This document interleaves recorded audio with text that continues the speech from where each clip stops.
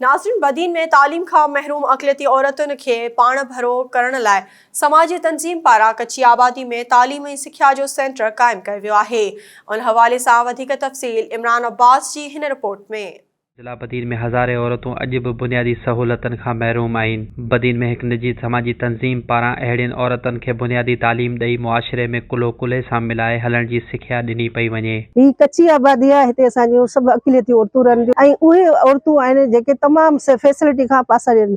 हिननि वटि लाइट जी, पाणीअ जी, रस्तनि जी, अस्पताल जी काफ़ी जेके बि आहे उहे हिते सहूलियत न आहे।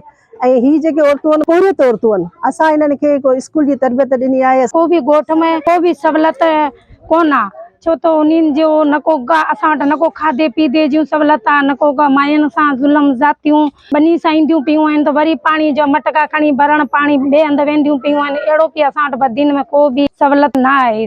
कच्ची आबादियुनि जी रिहाइश पज़ीर अक़लियती बिरादरी जी औरतुनि जो गुज़र सफ़र हार पे ते थिए थो, पर जेकॾहिं हू पढ़ी लिखी वञनि त हू बि मुआशिरे में पंहिंजो नालो रोशन करे सघनि थियूं। आलमी ॾिहाड़े जी मुनासिबत सां सहूलतनि खां महरूम औरतुनि मुतालबो कयो आहे त उन्हनि जे इलाक़नि में बि बुनियादी सहूलतूं मुहैया करे ॾिनियूं वञनि त जीअं हू बहितर ज़िंदगी गुज़ारे सघनि। Imran Abbas, SS news, Badin.